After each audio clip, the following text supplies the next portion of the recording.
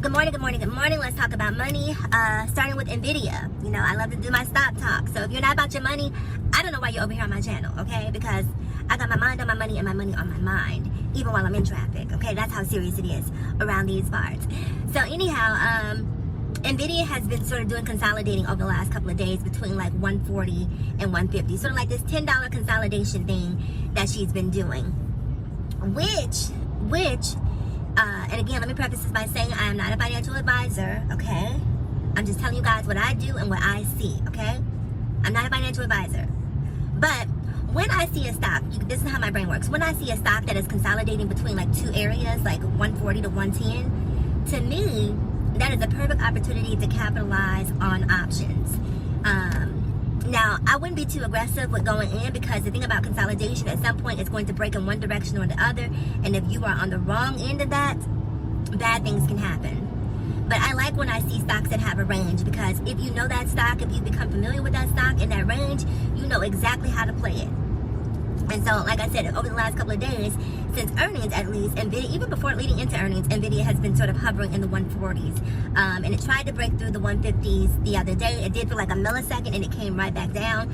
So we know that 150 is strong resistance for NVIDIA. So if we see it break above 150 and hold, then the sky is the limit. So we'll just wait and see what happens with NVIDIA there. Kava has been making a solid rebound. They tried to drive it down after earnings, but again, this is another one of those stocks that's hovering in the 140 range. If you watch it and pay attention to the range, if you are, again, an options trader, I'm not giving advice, I'm just talking, but for a potential options trader, once you learn the range of a Kava stock, that's a great opportunity for you to capitalize. What else was I going to say about stocks today? Oh, the world is going crazy right now. Things are going crazy. Biden has just given permission to Zelensky over in the Ukraine to use long-range missiles with Russia. You know, Russia, may potentially exercise its nuclear options. We don't know if that's going to happen, but it is Putin, so anything is possible. I don't even have to talk about what's going over in Palestine because we know how that affected the election here. Just politics here are crazy. The stuff that's happening on Capitol Hill with Matt Gaetz, and then there's a trans congresswoman or a Senate person, I'm not sure exactly what their role is in Congress, and that's causing a whole lot of hubbub. So the world is just, I don't know, it's just a crazy time to be alive. Like, it's just like people just have forgotten how to be kind, people have forgotten how to be understanding, people have forgotten how to be compassionate, and everybody is convinced that what they believe is the right thing to believe. And I don't know how we get out of this place, but anyway, while we're in this place, okay, because this is not a sermon over here. If it is, we're going to be baptized in the money. So while we're watching the world become more and more destabilized every single day, all I think is defense, right? Boeing, Lockheed Martin, stocks like that, where defense is really their bread and butter. So if you know anything about Boeing in particular, you know that Boeing has had a rough last 2 years, with doors flying off of planes, all sorts of things has been going on with Boeing, and just its quality control overall. So the stock has already been down.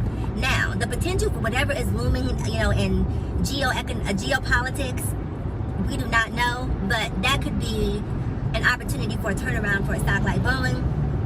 So because it's already, sort of, on its last leg, if you will. Not quite on its last leg, but it's just not in its glory days of old. I'm going to go ahead and buy a couple, just to test the market, just to see what the response is. So that's where I am with Boeing. So I'm not looking into retail right now.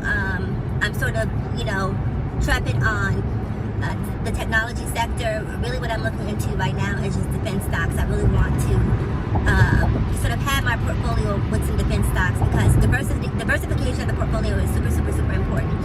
Even though technology is my primary sector, I do try to buy stocks outside of my own sector or my favorite sector, just so that there's some diversity in my portfolio, because typically if one sector takes a hit, another one is, doing better. So it's just a way to sort of balance or mitigate your losses.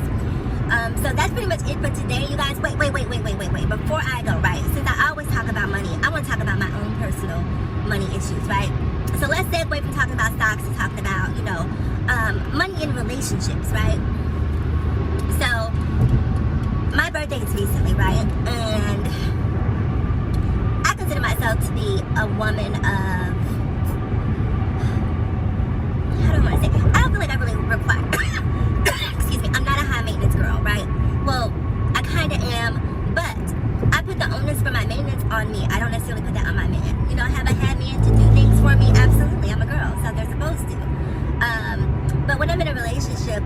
one, I don't necessarily expect for my man to just continuously fork over money to me for, ancillary items, right? I can buy these things myself. I have a great job, a great career, I have money in the bank. I'm more than capable of taking care of myself. So anyway, as I mentioned, my birthday was coming up, and I have been wanting these Ray-Ban Meta glasses, right? And I wanted the base model, right? Because what I don't want to do is go in spending a lot of money on something that I may not see a lot of value in long term, because I've done that with even the MetaQuest glasses. I bought those a couple years ago, and those things are basically paperweights sitting on my desk. So I wanted the Ray-Bans, or at least I thought I wanted the Ray-Bans, and he went out and he got the Ray-Bans for me. And of course, me and my boyfriend, he bought the top of the line Ray-Bans for me. Now, and this is not me slighting my boyfriend at all, I make more money than he does, right? And so one of the reasons why I don't want the things that are more expensive is because I respect how hard he works for his money, right? And I don't want to ask for frivolous things just because, right? And if you are going to give me something, just realize, baby, it's really, for me, I'm really it's the thought that counts type of girl. I don't really care about the dollar value. I care that you remembered. I care that you made an effort. How much the gift cost is immaterial to me. And especially when, like 2 weeks ago, you guys, I walked into the house to the most beautiful pair of diamond earrings. Now, I don't know how many thousands of dollars he spent on these earrings, but I know quality jewelry, and these were a pretty penny. In addition to the diamond earrings, when I started a new job recently, I came home from work, and to celebrate my new job, he had purchased me a diamond tennis bracelet. And so, me just being, fiscally conscious, I'm like, baby, slow down. Because there are other things that I want us to be able to do. There are houses I want us to buy, vacations I want us to take. And so, while I appreciate and I love the fact that he values me enough to do these things, I don't necessarily need them, if you know what I mean. But I love them. I love them because I love him.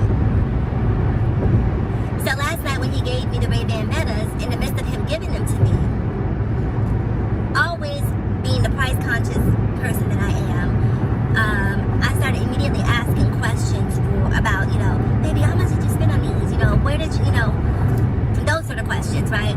And I noticed that his energy began to shift when I started asking those questions. And he went from excited for me to see the glasses to almost, I wouldn't say defeated, but deflated, right? Where it was just like I had just sucked the energy out of the room.